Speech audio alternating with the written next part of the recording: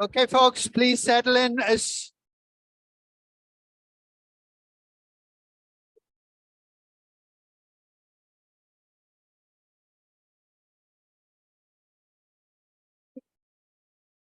I'm neither Rochester nor CFA. So. Freebie. Okay, folks. I know you're excited about the quiz.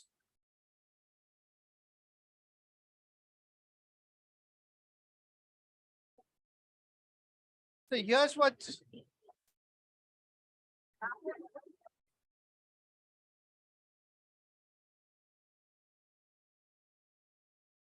here's what's going to happen.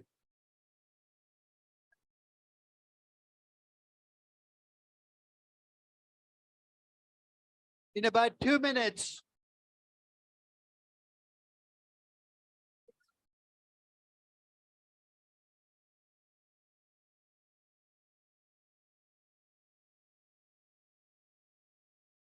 gotta wait for people to settle in. Okay. So here's the sequence, folks. Come on. So here's the sequence of what's going to happen. In about 2 or 3 minutes, the TAs are going to come here and pick up the quizzes. Hey, guys, the quiz is over. Can you please stop talking?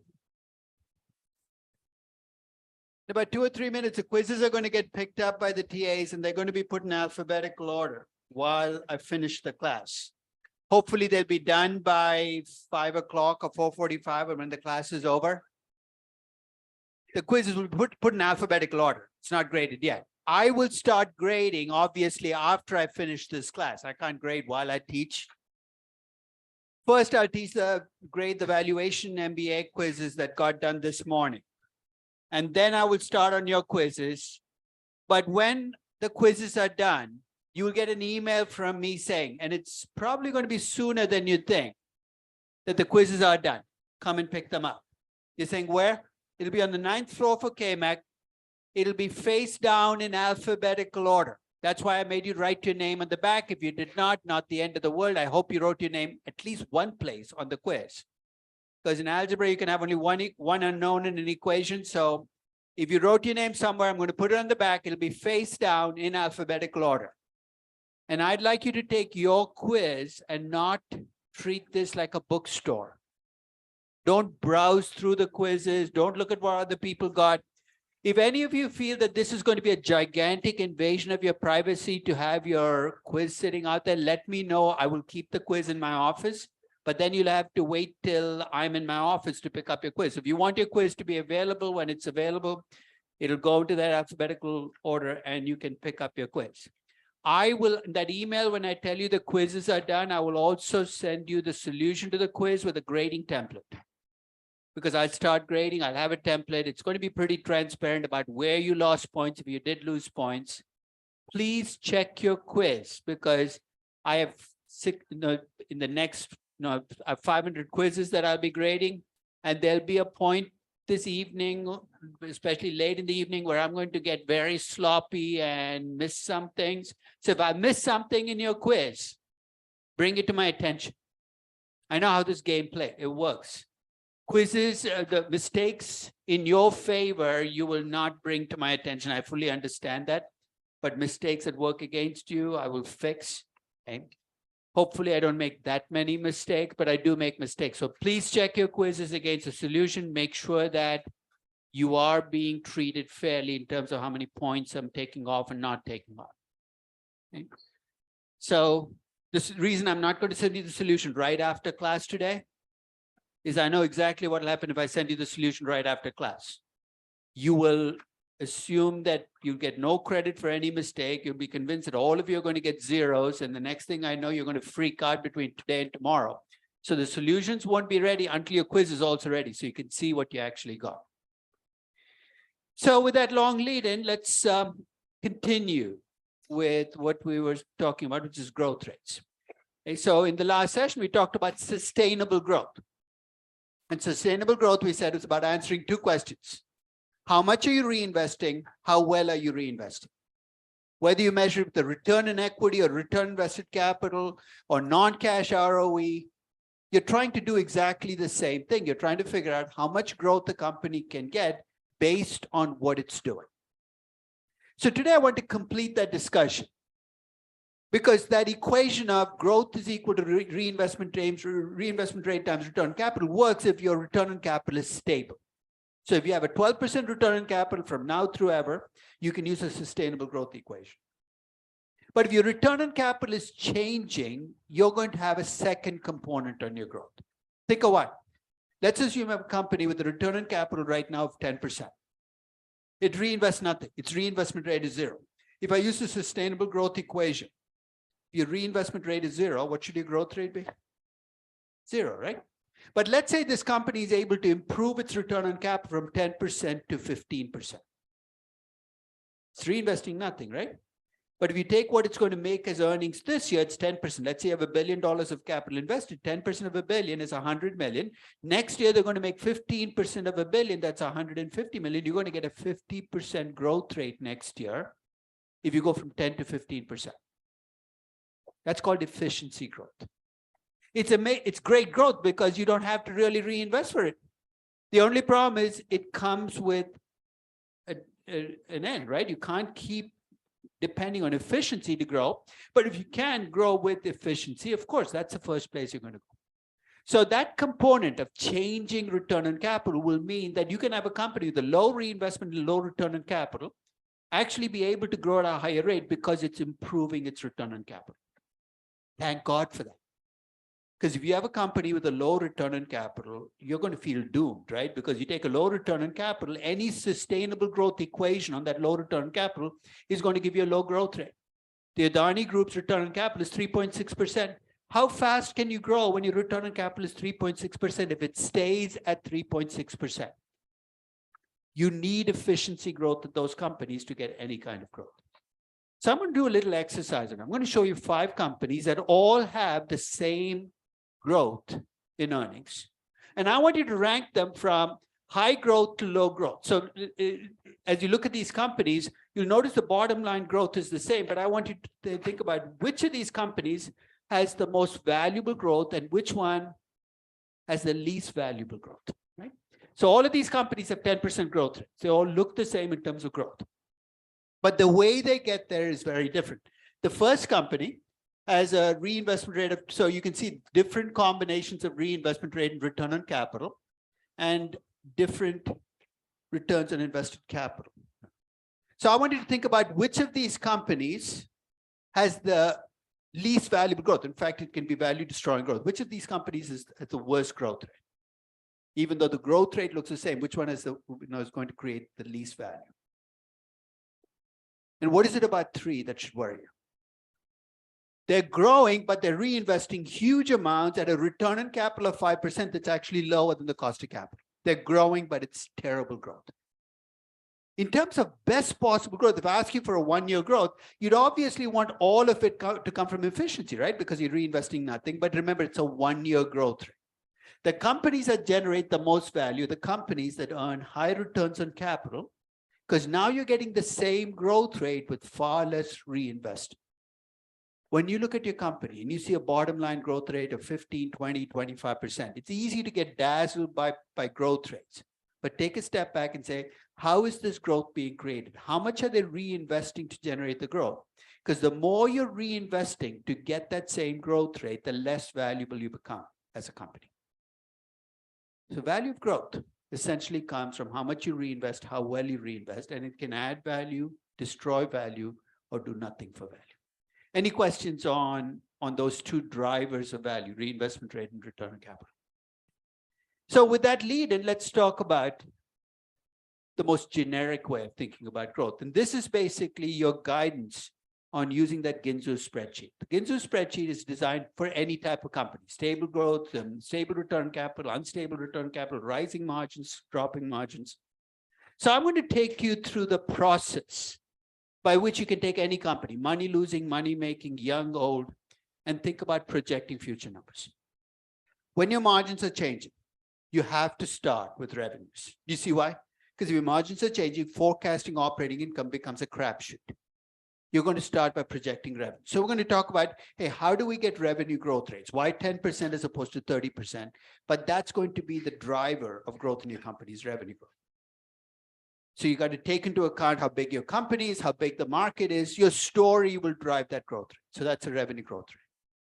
Second stop, you got to take a look at the margins. Are the margins going to rise over time, drop over time? What are you going to look at? You're going to look at the competition. You're going to look at the company. You're going to look at its competitive advantages. The margin times revenues is going to give you operating income. And then the third leg is to grow your revenues, you got to tell me how much you need to reinvest. Because I'm focusing on revenues, I now have to tie invested capital, not to operating income, but to revenues. That sales to invested capital is just my shortcut for saying, hey, for any given investment in capital, how much revenue are you generating as a company? The higher that number, the more efficiently you're generating growth. So how quickly are you growing? How profitable is your business model? How much are you reinvesting to get that future growth?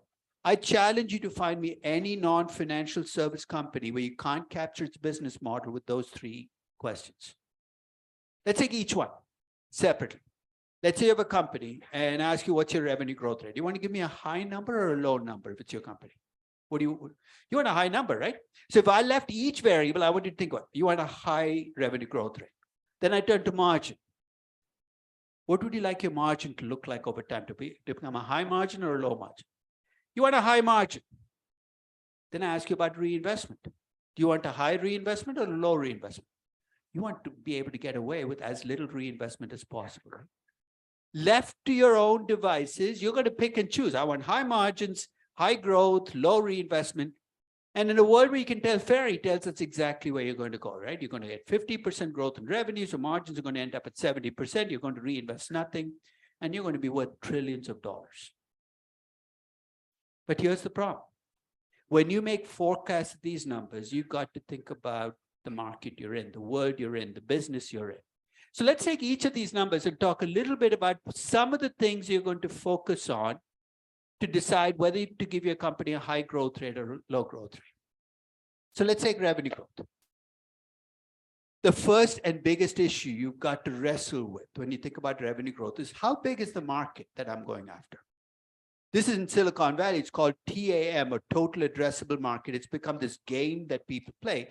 But if you're realistic, you're saying, I am a company in a business. I want to see how big the market is. I need to know how big the market is to get a sense of how quickly my company can grow. The reason this is a little subjective is, I'll give you an example. When I first valued Uber in 2013, remind me again what business Uber was in 2013. Remember, this was before food delivery. They were a car service company, right? A ride-sharing company is a car service company. So what's the total market? It's taxi cabs and, at that time, limo companies. I added all the numbers up and I came up with a total addressable market of 100 billion, and I screwed up. I was right about the total addressable market, but what I wasn't factoring in was Uber was changing behavior to the point that people who would not use car service would use car service for things they didn't need. My youngest son was on my credit card for a long time with Uber. And on Saturday nights, I'd get like 7 Uber charges. I think he was using Uber to go from the bedroom to the bathroom. Right? It was like, $6 here, $4 there, $15 here. I mean, things he would never have done in a taxi cab. You know what that means, right? That $100 billion total addressable market has become like $350 billion, because not only have people's behavior changed, but in the Bay Area, people have stopped buying their own cars. Why buy a car, pay for parking, pay for insurance, when there's a ride-sharing service right outside? That is what I missed in 2013. If you look at my subsequent valuation of Uber, my total addressable market has to factor in that behavior changes. Companies have learned from Uber. So essentially now when companies come out with their estimates of total addressable market, they balloon out the market. Uber, when they went public in 2019, in their IPO, said that total addressable market was $5.2 trillion. 5.2. You know how they came up with the 5.2 trillion?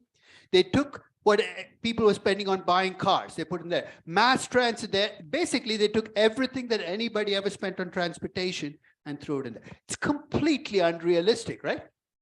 But you know why they want to hold the 5.2 trillion up to you? Because you as an investor are going to look at the 5.2 trillion and you're going to jump to the conclusion then, hey, Uber can have $1 trillion in revenues. There's zero chance of that happening, but companies have learned. Airbnb, when it went public, said its total addressable market was $3 trillion. You know what hotels collectively made as revenues in 2020? $600 billion. I know Airbnb is going to draw people into the hospitality business who might not have gone, but it's not going to make the market 5 times. There's a lot of gaming in total markets, and you can see why. You're not in Silicon Valley selling a business, you're trying to value business. You have to be realistic. So if you see estimates of total addressable market for your company, it's your job to ask, does that make sense? But you're going to start with it. The second component you got to ask is what percentage of that market will be mine, right? So if you tell me the total addressable market is $1 trillion, let's say it's a realistic estimate, you got to tell me, hey, are you going to get 30% of the market, 40, 50, or 10%? And what will drive that market share is the business economics of that market. One of the things that technology has done is it's created more winner-take-all markets. I'll give you an example. The old days, advertising was a very splintered business.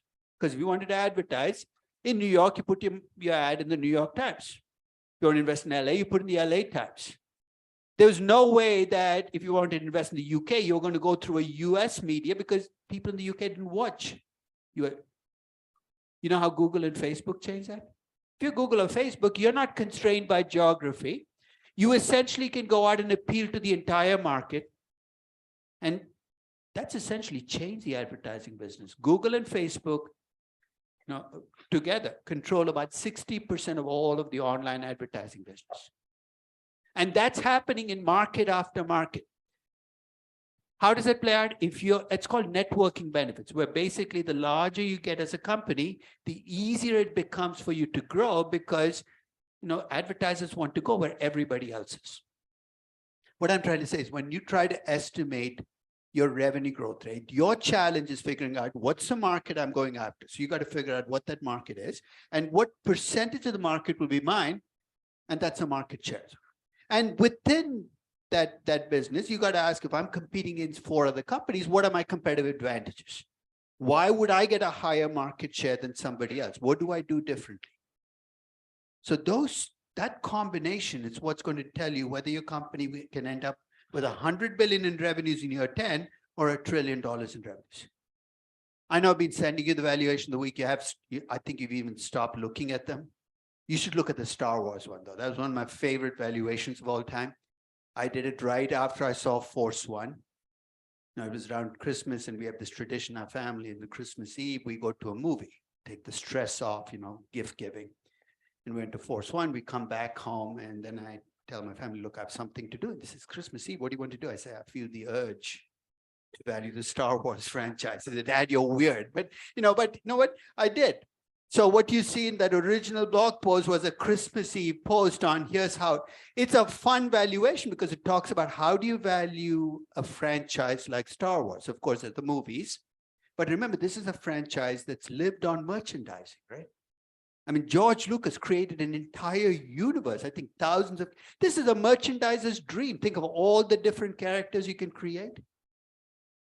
So it's essentially but when you think about valuing a company, you've got to step back and say, hey, what is the business I'm going after? What is the market share? That's going to tell you what kind of revenue growth to do. But take a look at my Tesla valuation, because I had to wrestle with these, right? What's a total addressable market? Presumably anybody who buys a car, and the percentage of those cars to be electric cars. Already you can see you can make judgment calls, right? The number of cars sold is not going to dramatically shoot up. It's about 80 to 90 million. It's been around that number. In fact, you could argue that it might actually decrease over time. But the percentage of those cars that are going to be electric cars is going to rise. So if you're an optimist about Tesla, you're assuming that that percentage will be 60, 70, or even 100% of all cars sold. So that's going to give me the total market. I then have to estimate what percentage of that market will belong to Tesla. Here again, you're making judgment calls. How much more advanced is a Tesla electric car than a Ford electric car or a Volvo electric car? And will that difference persist over time? Because that's going to make a difference as to whether you get 60% market share, 40%. No automobile company in history has ever had a market share that exceeds 20%. Why? Because there's so many different segments to the market, right? You've got mass automobiles, luxury auto. It's very difficult to be all things to all people. So Volkswagen and Toyota right now about 10% market shares. That's pretty much the peak. Maybe Tesla will be different. Maybe the nature of the business will give them 30% market shares. But to estimate revenue growth for Tesla, I had to make those judgments. Is it easy? Of course not. Are you going to be wrong? Absolutely. But how can you make value Tesla without making judgments on those factors? And those will all feed into your revenue growth numbers. So if any of you have a young company that you're valuing, well, with more mature companies, you can get away with cheating, right? You can look at the historical growth, Coca-Cola, who cares what the total addressable market looks like? You're giving them 5% growth on a pretty big market share, and the market is pretty mature.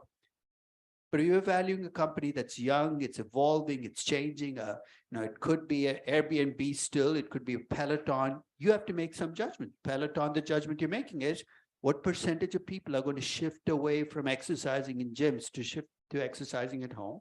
What percentage of those people will want to spend the $2,000 or $4,000 it takes to buy a Peloton bike or a Peloton treadmill?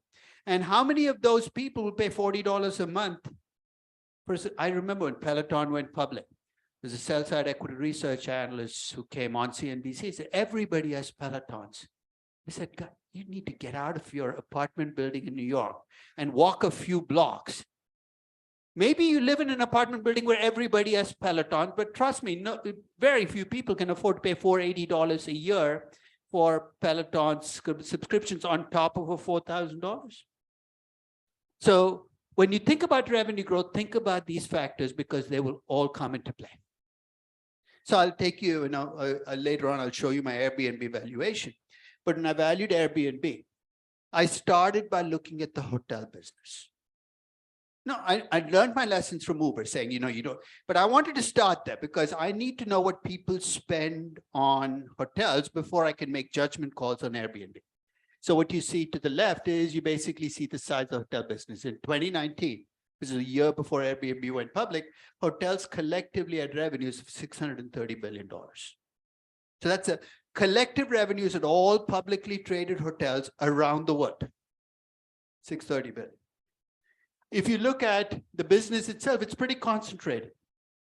So this is the traditional hotel business. A few big hotel names control the business, the Marriott's, the Hilton. So basically you can go through the list. So this is a business that's pretty big. It's concentrated. For whatever reason, people prefer to go to chains that they recognize. They don't want to go to it. And finally, if you look at the market size, the US is the biggest market, but China is catching up. That's basically you're getting perspective. You're just saying, this is not about Airbnb. Let me get a sense of the market. And I would strongly suggest that that's where you start. Look at the existing business, look at the players, because you got to try to get a sense of what drives this market. So if you look at the Airbnb prospectus, though, they estimate their serviceable, Silicon Valley loves to make up acronyms. So that the serviceable addressable market, it's called SAM. And they won't even use service. They would say the SAM is, and you say, so what's SAM?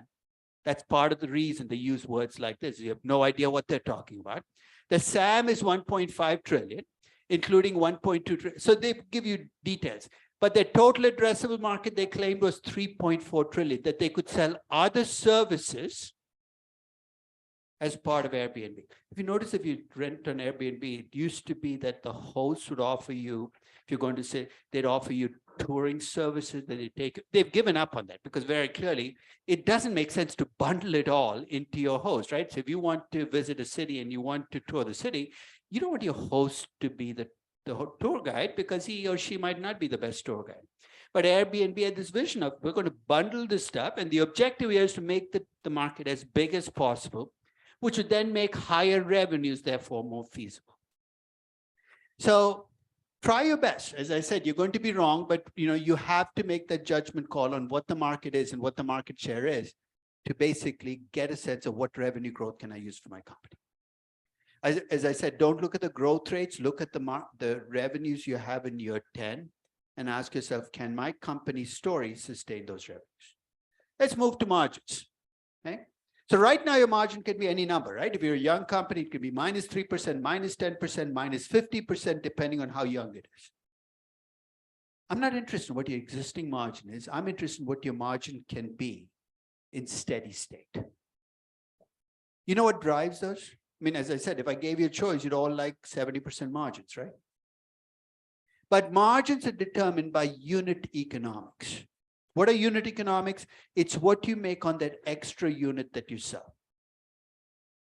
If you're in a business where the extra unit you sell costs you almost nothing, you can have much higher margins than a business that has to spend a lot of money to generate the extra unit.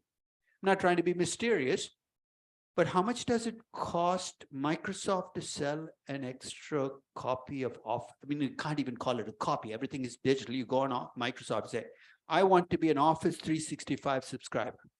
You think there's some person scurrying around saying, I need to produce a copy of Office 365. Somebody just bought it. It costs them almost nothing. So when you look at the operating margins for Microsoft, you see numbers like 35, 40, 45% margins, because almost all of what they sell is pure profit. In contrast, if you buy a Tesla, no matter how well it's run, you expect a car delivered, right? Not a virtual car, but a real car. They have to make the car. And I know this is stating the obvious, and making the car, no matter how efficient you are, will cost you money. The way this shows up is there's a number called gross margin. Gross margin is the difference between what you get on the extra unit and so if you look at your company's gross margin, if your gross margins are 70, 80, or 85%, your operating margins can be high. So even money-losing companies, if they're in business with good unit economics, the gross margins will look great. The net margins or operating margins will be terrible because they have other costs, but they can grow out of them. But if your gross margins are low, you can't tell me that your operating margin is going to be 70 or 80% if your gross margin is only 30%. Tesla's gross margin last year was about 30%. That's actually very good for an automobile company. But it also means that when I hear Kathy Wood saying there's going to be an EBITDA margin of 60% in Tesla, I've got to ask, what exactly are they selling? It's got to be software, right? It can't be a car. There's a story I can tell for Tesla. You know that a Tesla without its software is just a pile of junk, right? Because you take the software out of the Tesla, nothing works. I mean, let me tell you a story. And you might say, I would never pay for that. Let's say you buy a Tesla. And I tell you, every year from now on, it'll cost you $2,000 to upgrade your software. Changes the model entirely, right? That is the story you will need to tell for Tesla to be worth what it is there's a side product they're selling where the unit economics are such they can generate much higher margins, because the automobile business has bad unit economics. It takes you a lot of money to build a car and sell it. You're not going to make the margins that a software company does. So look at unit economics. And there's also a trade-off. If you're going to give your company high growth and a high market share, it's fine, right? But think of how you get a high market share. Often you got to cut prices. You can't be charging $60,000 for a car like Tesla is and expect to get a 40% market share. Why? Because people don't have the money to spend. Because remember, we're talking about the market around the world. You're talking about Chinese consumers and Indian consumers paying $60,000. There is no way you're going to get a NIO is going to beat you every single time to selling the cars. What does that mean? There's a trade-off here. If you want to give your company high revenue growth, I will not contest you. But then if you also give them high operating margins, I'm going to ask you, well, how exactly is that happening? You might tell me a story where you can pull that off. But essentially, your inputs for growth and margins can't be independent. They've got to be tied together by a story that actually makes sense. So what you target as a margin is going to be driven by what kind of business model you have, what are the unit economics, and that's going to determine where you end up, whether you end up with a 7% margin, a 15% margin. So when I ask you, what's your target margin 10 years from now on the Ginza spreadsheet? Don't just sit there and say, I'd like a high margin, let me enter 40%. Look at your business, look at the other companies in the business, and make sure the margin you're entering is a number that is sustainable. Which brings me to what I did for Airbnb. For Airbnb, the operating margin I had when I started the valuation was minus 10%. The typical operating margin for a hotel company is about 11 or 12%.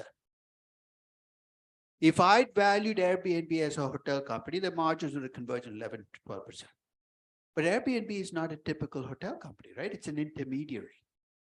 Because it's an intermediary, the unit economics work in their favor. So rather than look at hotel companies for margins, I looked at Expedia and Booking.com. Booking.com in particular is like an old-fashioned, it's an old economy Airbnb. They were around before Airbnb. What was different was Booking.com worked with existing hotels. They didn't bring in apartments. Now they're starting to bring in apartments. The margins you see there are more reflective of what an intermediary can make. So as you value a company, you think about revenue growth and margins and how much will they reinvest. Think about the economics of the business. What are they structured as? And what makes your business more attractive on one dimension can make them less attractive on another one. What gives them high growth might also push down the margins for that business.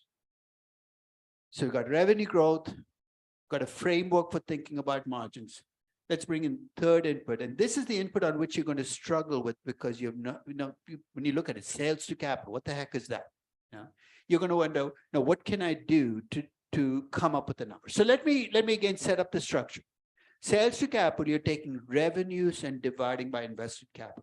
Remember how we did return on invested capital? We took after-tax operating income and divide. That same invested capital, I'm dividing revenues by that. You're saying, what does that tell me? The more efficiently you can generate revenues, the higher that ratio should be. So companies which are efficient about generating revenues should have much higher sales to capital ratios. So what will determine that efficiency? It could be that, and again, let's use Tesla as an example.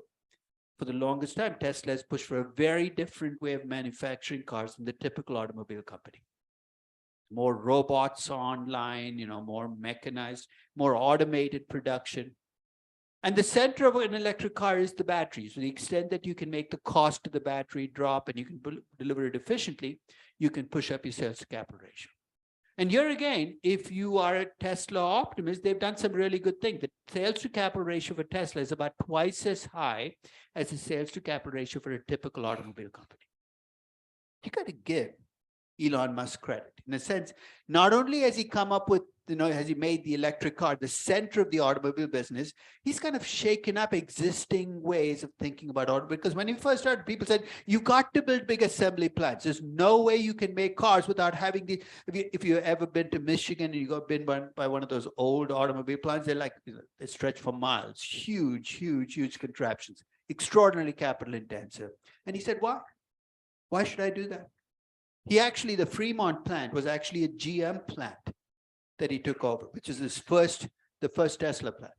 It produced about 50,000 GM cars. He made it produce 250,000 Tesla cars. So in a sense, he figured out a way to kind of take existing models and say, let's make them more efficient. So the sales to capital ratio is essentially a measure of how efficiently can you generate revenues. So left to your own devices, you want to use a high number there. But you're going to be constrained by, first, what the business you're in. In some businesses, as you get bigger, you might be able to increase the sales to capital ratio. In other words, you get more efficient. In other businesses, you might actually find the sales to capital ratio decreasing. So when I ask you what the sales to capital ratio is, I give you 3 chances to give me that number. I say, what is it next year? What is it for year 2 through 5? What is it beyond year 5? To give you a chance of saying, hey, as my company gets bigger, my sales to capital ratio could change. And it'll depend on the economics of your business. Second, if you have a company with excess capacity, doesn't have to be a manufacturing company, it could be a service company. You know what you basically get? You get a freebie for the first few years. You're able to grow with relatively little reinvestment. Your sales to capital ratio can be high for the next year, the next 2 years, the next 5 years, because you're living off excess capacity.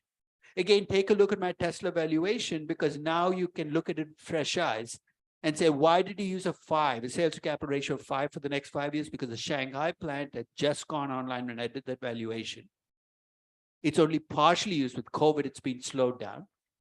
That plant has the capacity to cover their revenue growth for the next 3 or 4 years. And I'm giving them the credit for that by saying, look, I'll allow you to have a much higher sales to capital ratio for the next 3 or 4 years, but then I'm going to bring it back down because you got to build back for fresh capacity beyond that point in time. And there's one final point in the model itself. For simplicity, I make your reinvestment contemporaneous with your revenue. You know what I mean by contemporaneous? Your revenue growth jumps in year one, your reinvestment happens in the same year. So I'm assuming that if you reinvest, you get an immediate jump in revenues. Some businesses, that's okay, right? Or if you do acquisitions to grow, that's the way it is. But if you're a manufacturing company, remember there's a lag between the time you reinvest and there's capacity. It might take you 3 years. I think Tesla actually builds its plants pretty quickly, but it takes about 2 to 3 years. So what will happen is you reinvest in year one, but your sales will not start to grow till year 3. Or if you're a pharmaceutical company, what did we say your reinvestment takes the form of? R&D, right? So if you want growth in year 10, you got to reinvest now. There's a lag between reinvestment and growth. And you can adjust the spreadsheet very easily to reflect that, right? Because all it means is instead of connecting the reinvestment to this year's revenue growth, you tie it to the revenue growth 5 years from now, you're getting a 5-year lag. Something to think about when you think about sales to capital is that lag and how it'll affect you. In business like infrastructure, the lag between reinvestment and growth is huge. Right? You build an airport, it might take you 6, 7, 8 years before you even see any cash flows. Forget about seeing growth on those cash flows. So when you value the company, the 3 key inputs to drive your valuation are revenue growth. In fact, I've kind of concentrated the model and said, give me those 3 numbers, I'll value the company. At some level, it does simplify valuation. It's revenue growth, target margin, sales to capital. But remember, behind each of those numbers is an entire story you need to tell. And all of the things you need to think about for your company that will determine what inputs you use for your company. So let me close off again with Airbnb. So I showed you what drove my Airbnb assumptions on revenues. I made Airbnb have revenues of $150 billion. Just to give you perspective, you know what Marriott's revenues were last year? About 30 billion. You say, how the heck is that? Because as an intermediary, you can be much bigger in terms of revenues because you're not constrained by having to build hotels. You make them about as big as Booking.com. And Booking.com is 150 to 200 billion. So it's feasible. It's a reach, but they can get there. I gave them margins of 25%. Why? They're an intermediary. So I gave them high margins. And to close the process, I need a sales to capital ratio. The sales to capital ratio I gave them was $2 of revenues for every $1 of capital invested. You often think of intermediary businesses as not capital intensive. I've heard people say, Uber can grow without reinvesting. That's not true. They have to reinvest in different things. You know how they what they have to reinvest in? Acquiring entire businesses. Now, so when they go out and they buy, to get that growth, they have to. So it's not that you don't reinvest, it's you reinvest differently. And this 1.9 to their existing sales to capital ratio, I'm giving them a little blip. And the sales to capital ratio reflects the fact that if they want to keep growing, they've got to invest in computers and infrastructure and acquisitions, because that's the only way they can get their revenues from where they are today to the expected. And remember, once they get to those revenues of 150 billion, they don't get the $150 billion as revenues, right? I think right now, Airbnb takes 14% of whatever you paid. It used to be they collected from both sides, right? They collected from the host and they collected from the guest. They've changed their business model to collect it all from the host. Don't celebrate though, because indirectly the host passes it on to you. But they did it because they didn't want to deal with 2 people anymore. They wanted to, make it one. I think it's about 14% now. It's not, and that's a key part of the model. Could that change though? Yeah, if they get competition from some other technological device that says we'll only take 10% as a host, you're going to say, I'll go there, but there's got to be this networking effect. So VRBO says that you're not going to do it because they don't have enough listings on them. So this is, now that the quiz is over, you want to forget about this class, this is a good time to take your first shot at the FCFF Ginsu model. right? Because these are the inputs you're going to think about. So put the numbers in, do a 15-minute valuation. You can always come back and tweak it.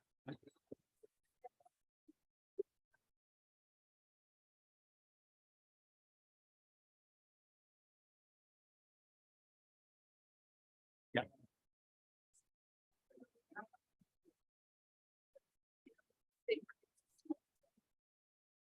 Firm one created. So this company is basically running in place. 10% return on capital is equal. So the new investments are doing nothing.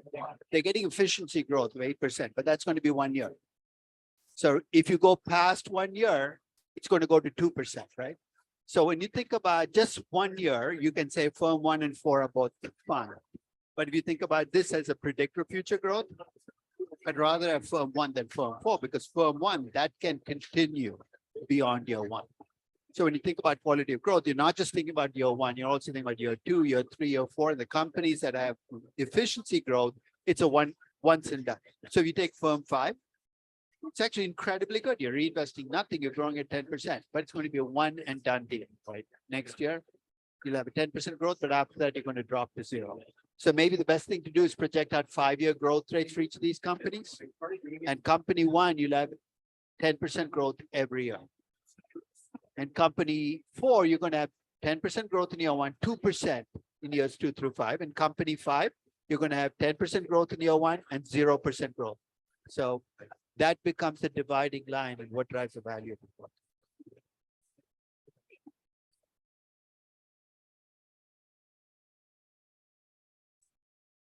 Yeah.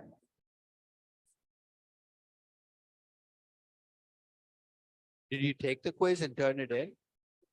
It'll automatically get shifted. Remember, your worst quiz gets thrown out. So if you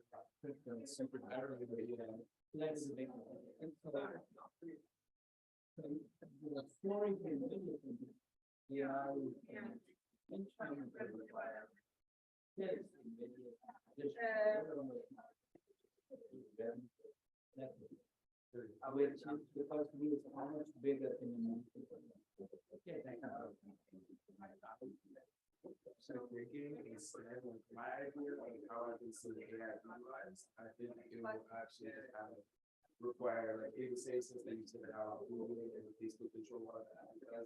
I think like they know how to have. And AI require more powerful computing. That's why people AI that's the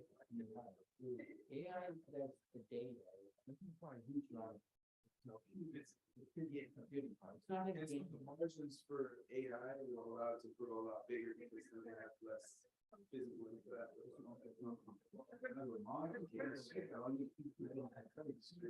So yeah, the cost of making a semiconductor chip is dropped. The reason markets haven't gone up is the prices have dropped. So that's what the competition part. NVIDIA is the only game. But NVIDIA is competing with everybody else for these chips. Guess what? They always sell more chips. Yeah. But the margins will drop here. But that's another side. That makes sense then. And then another side. So much make sure you send me the file or else all right. Thank you. That's what I was asking. So just send it to me as an attachment. Tell me that it what happened that you ran out. Yeah. Send it as a Actually, yeah, that was the picture. That's all. I actually think whoa, I saw the mainframe.